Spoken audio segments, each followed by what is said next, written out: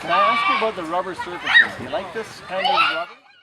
Yeah. Yeah? At first I thought it was wood chips. Did I you? was like, oh no, I'm not going to be able to get through it. Oh no. Do you sometimes have problems with the wood chips in the playgrounds that you do? Yeah? Yeah. Oh yeah? It's harder to roll, is it? Yeah. Right. But this is no problem at all. Oh, it's good for you.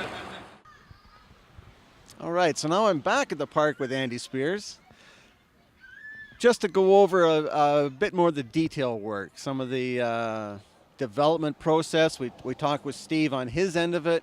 Now from your end of the community end it, how did you pull this off in the time frame, and how did you get the funding and sponsorships going and that type of stuff? Well, I mean, first off, we have a phenomenal community here, so we were very fortunate to have a lot of community involvement, and basically our small group kind of got the word out, and from there the community took over. And so we had some gold sponsorships, silver sponsorships, and bronze sponsorships to kind of go along with the theme of Patrick Anderson, our Paralympic athlete. For a bronze sponsorship, they were giving $3,000. For a silver sponsorship, they were giving $5,000, and for gold sponsorship, they were giving $10,000 or above. So the Rotary Club of Ferguson Elora, they donated $50,000.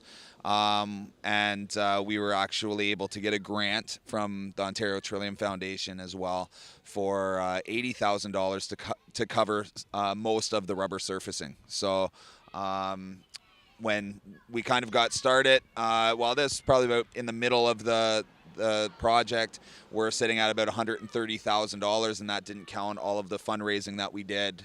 We ran different fundraisers, and we had about $30,000 from our small group alone, and then from there everything just continued to snowball and add up. So I imagine the momentum would start building, but to get that initially started, as Steve was saying, you had thrown out a concept of what you wanted to do, the pricing you were looking at, and you got 4 designs from different companies. Oh, yeah.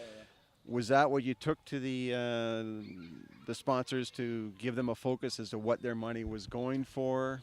And is there any background into that? Yeah, so actually, before we even went and talked to anyone about donating money, we had went to 4 different companies. They needed to bid on the project, and that's just a standard thing that the township's looking for as well too. We had our first fundraiser as a group. We had all 4 designs out and basically allowed the community to decide what was going to go here, and the surrounding community came and supported it, and so they got to kind of decide what company was going to do their final product and have their playground here. So that was kind of nice. And then from there, we met with Steve and kind of started looking at kind of more finished designs, and then that's what we were able to kind of take to groups before we went and start to ask for some substantial money. We wanted to make sure that we had our designer and company in place so that there was no surprises down the road.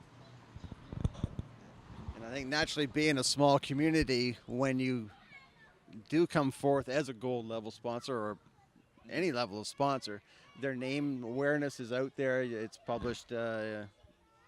Recognition of their support is on the main sign. Yeah. And that sign is going to be there for the existence of the playground, right? So any community member that's going to come and use this park is going to know who put this park here. So it's very important. It's not just great publicity for them, but it's something that I think a lot of the companies felt really good about getting on board with because it was such a worthwhile project. So excellent. Now we've got the final designs where I'm just kind of fast forwarding through. Yeah, Stephen mentioned community input into some of the features, particularly the play ship, the saucer swing were something that they wanted as part of that. Can you perhaps tell us a bit of how that involvement, how the final fine tuning got into the structure's design? Yeah, absolutely. So basically, my wife and I had went around to many different accessible playgrounds before we even kind of got started on talking to different companies, just to kind of see and get a feel of what they're all about, what features worked, and we had the opportunity to talk with some of the groups that put those projects in and stuff as well too. So we kind of had some really great input from other people that had already been through this process, and from watching our kids on the play structure and watching other kids on the play structure when we were there, we kind of saw, you know what, this is going to work, this isn't going to work, we like this, we don't like this. So from looking through catalogs and stuff, we had a great idea from Steve. Okay, this is exactly, because all the different companies, they put out catalogs that show all of their different features that they have that they can put into a playground.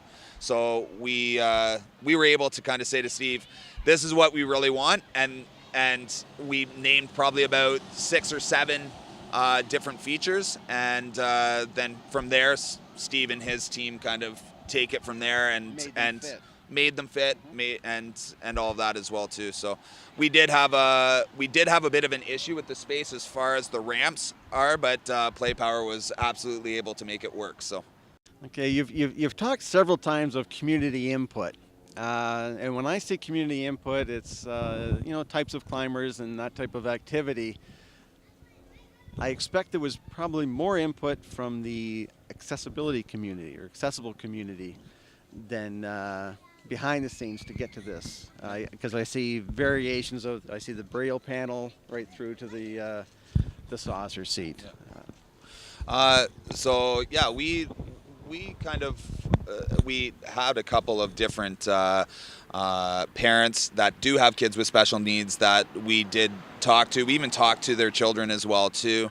My wife happens to be a special needs teacher as well too, in our public school system, and so she's got quite a few years of experience with that as well. And then we had a really close relationship with Kids Ability. Our son goes to see Kids Ability, so we actually were able to talk to physiotherapists, occupational therapists about different tactile and different boards that they think might work, colors that work with maybe a child with autism. And so lots of different people had input on really everything about the climber throughout the whole project. Hi, I just came across Emma here on the playground. Hi, and we're just talking about how she can get up on such a height. So I wanted to talk to her mother about her experience using this particular structure. I think one of the neat things about that we were discussing is that a lot of playgrounds you're only able to go up just the one level, and then they have a few panels, and then there's no wheelchair access to go up to where the slides are and the other equipment are. So they're kind of left stranded in one section while the other kids are left to go and play.